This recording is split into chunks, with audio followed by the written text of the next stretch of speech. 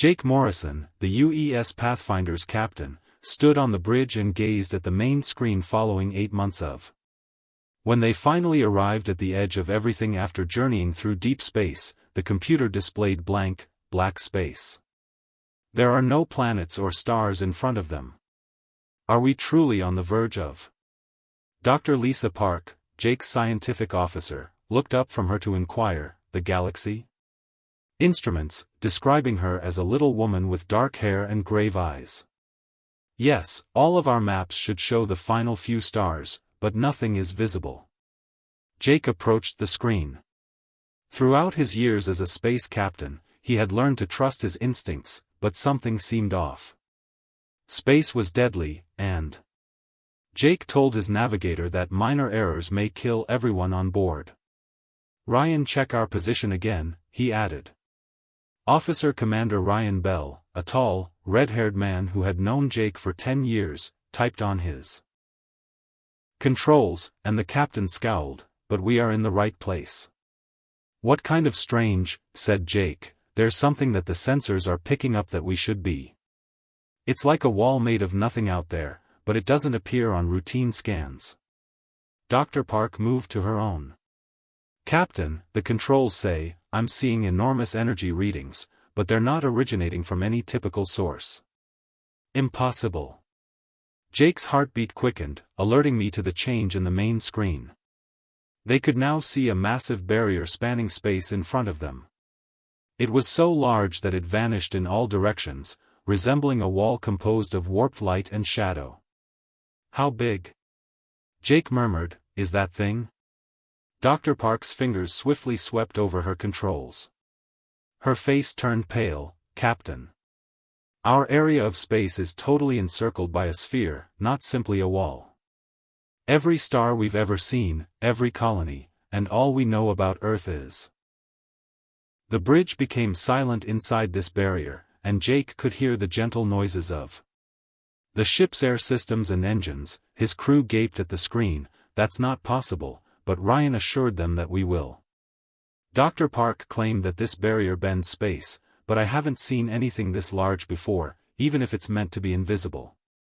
And time, our long-range sensors would never notice it. Kate Adams, an engineer, raised her voice. Captain, I'm reviewing the barrier structure that was created. She was a young woman with short blonde hair and shrewd hands. Jake felt cold. Are you saying? This technology is significantly more advanced than anything we have in terms of materials that shouldn't exist. Yes, sir, someone constructed this structure around us, and it may be quite old.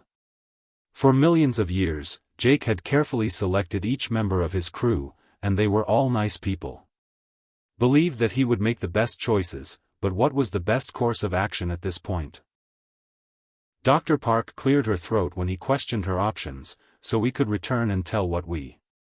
Ryan stated that it will take months for Earth to decide what to do after the discovery. When they send a fleet after we return, anything can happen. Kate looked up from her controls. Captain, and I believe I can. Jake stared at the barrier while we changed our shields to get through it, but I have no idea what's on the other side. Humans had always thought they were alone in the galaxy since they had not discovered any evidence of extraterrestrial life. However, now they.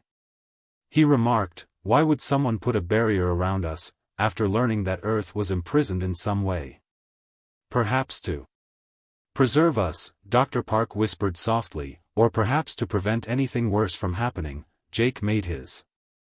Cade began working on the shield adjustments we were going through, and Sir Ryan appeared taken aback. Think about it, Ryan. Someone constructed a cage around humanity. Report back first. Need to know who and why, because if we return right away, they might make the barrier stronger. This might be our only opportunity, Kate. Jake said, I'll need an hour to make the changes. The following hour felt like.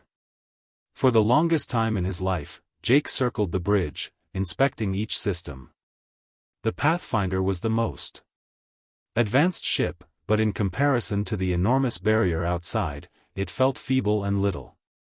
Dr. Park performed every scan she could. Consider Captain The barrier is undoubtedly man-made, yet it's not only. Any sensors on the opposite side wouldn't be able to detect what's inside because it's blocking and concealing us. Ryan responded, exactly, as Kate looked up from a package with a cover. Captain, the work shield changes are finished, but I must caution you once we. Jake nodded, understanding that we might not be able to return the same way. Hang tight, Ryan. As we proceeded gently, the ship approached the barrier. Jake noticed that it wasn't solid as they drew nearer, instead, it moved like liquid. It pained to stare at the patterns of light twisting and flowing 50 meters from the barrier. According to Ryan, everything changed when the ship contacted the barrier at a distance of 20 m/10 m. Jake felt as though his body was being squished and stretched when the lights flickered and the alarms began to howl. At the same moment, the alarm went off and the lights resumed. Jake felt his blood freeze as he gazed at the main screen. The area was a blaze of lights, with enormous constructions floating in the artificial worlds that blazed with their own light, space stations larger than cities, spacecraft longer than the moon, and own strength, and they were dispersed throughout the area as far as the sensors could detect. Thank God, Dr. Park said in a whisper, we're not alone, we never were.